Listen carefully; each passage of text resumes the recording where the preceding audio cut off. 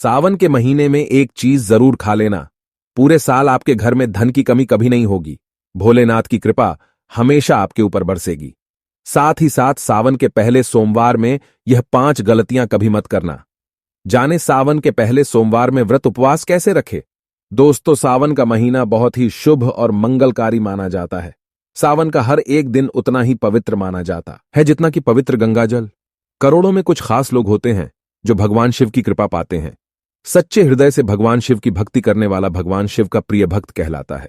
अगर आप भगवान शिव से प्यार करते हैं तो सच्चे दिल से कमेंट बॉक्स में लिखें हर हर महादेव, ओम नमः शिवाय। भगवान शिव के लिए एक लाइक तो बनता है। दोस्तों, सावन का पहला सोमवार 10। दोस्तों, सावन की समाप्ति होगी 31 अगस्त को और रक्षाबंधन का त्योहार मनाया जाएगा। 30 अगस्त बुधवार के दिन की समाप्ति होने से एक दिन पहले रक्षाबंधन का पर्व मनाया जाएगा। दोस्तों, सावन में पढ़ने वाले सोमवार के व्रत में कुछ खास विशेष बातें आपको पता होना चाहिए। आइए जानते हैं। तो दोस्तों, सबसे पहली बार सप्ताह का पहला दिन यानी सोमवार भगवान शिव की आराधना का दिन माना जाता है। वैसे इस दिन का अधिपति सोम यानी कि चंद्र भी है, इसीलिए इसका नाम सोमवार रखा गया है। इसीलिए सोमवार के दिन भगवान शिव और चंद्रमा दोनों की आराधना की जाती है और व्रत रखा जाता है। सोमवार को शिव जी के लिए रखे जाने वाले शीघ्र फलदायी होते हैं। इसीलिए शिव जी के भक्त इस दिन अपने किसी इच्छा की पूर्ति के लिए तथा सुख, समृद्धि और शांति के लिए सोमवार का व्रत अवश्य रखें।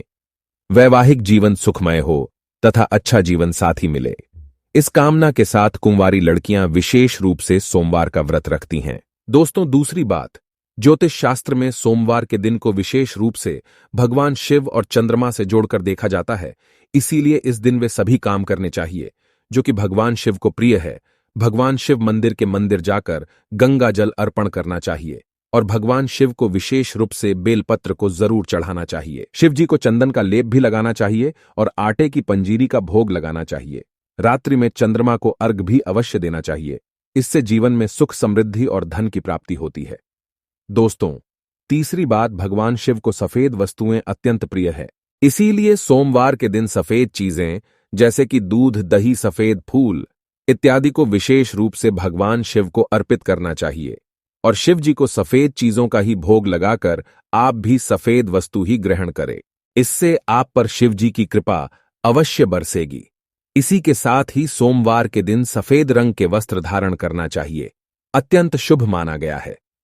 दोस्तों, चौथी बात, वास्तुशास्त्र के अनुसार सोमवार को किसी आवश्यक काम के लिए घर से बाहर जाने से पहले आईना जरूर देख लें। आपके काम बिना किसी रुकावट के आश्चर्यजनक पूरे हो जाएंगे और आपको यश भी मिलेगा। दोस्तों, ये कुछ काम है जो हमें सोमवार के दिन ही करने चाहिए, लेकिन कुछ काम ऐसे भी है जो सोमवार के दिन कभी नहीं करनी चाहिए।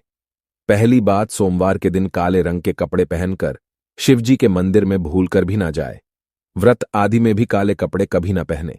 दोस्तों, महिलाओं को सोमवार के दिन बाल भी नहीं धोने चाहिए, इससे परिवार पर गहरा असर पड़ता है। सोमवार के व्रत में व्रतधारी को थोड़ा संयम रखना चाहिए, इससे शिवजी क्रोधित हो जाते हैं।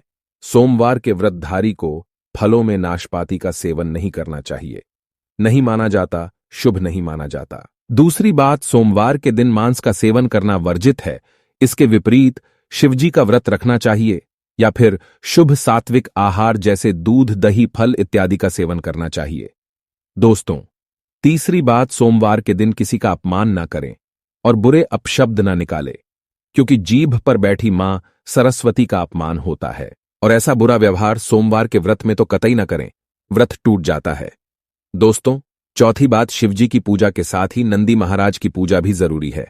शिव पशु प्रेमी है, इसीलिए सोमवार को 4 पैर वाले पशु अर्थात गाय माता की विशेष रूप से पूजा करनी चाहिए। सोमवार के दिन गाय माता को कुछ ना कुछ जरूर खिलाना चाहिए, इससे व्रत पूरा माना जाता है। साथ ही साथ नंदी महाराज, बैल का अपमान या उनके साथ गलत व्यवहार ना करें। दोस्तों, पांचवी बात, पूजा करते समय ध्यान रखें कि भगवान शिव को केतकी का फूल, कुमकुम, तुलसी के पत्ते, कटे फटे बेलपत्र या खंडित चावल भूलकर भी ना चढ़ाएं और उस संघ से भी जल अर्पण ना करें।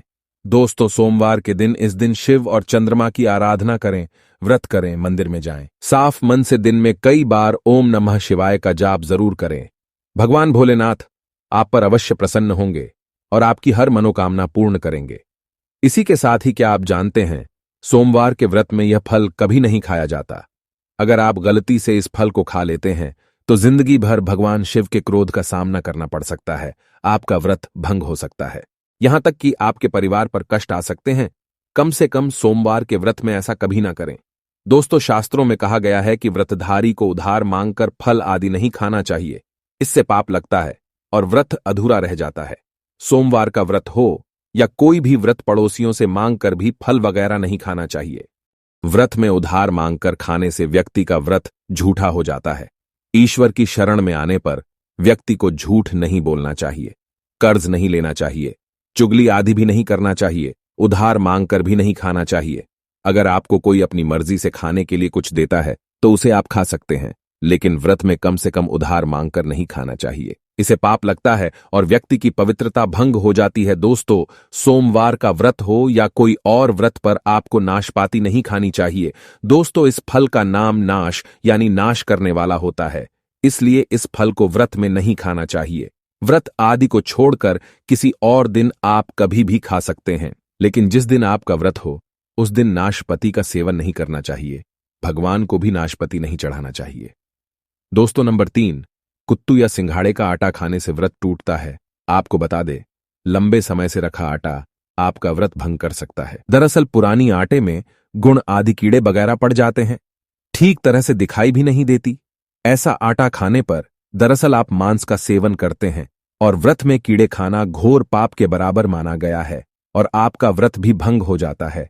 इसलिए व्रत में ताजा आटा ही खाना चाहिए, क्योंकि लंबे समय से रखे हुए आटे में कीड़े पड़ जाते हैं। ऐसा कभी ना करें, व्रत हमेशा शुद्धता में ही रखना चाहिए।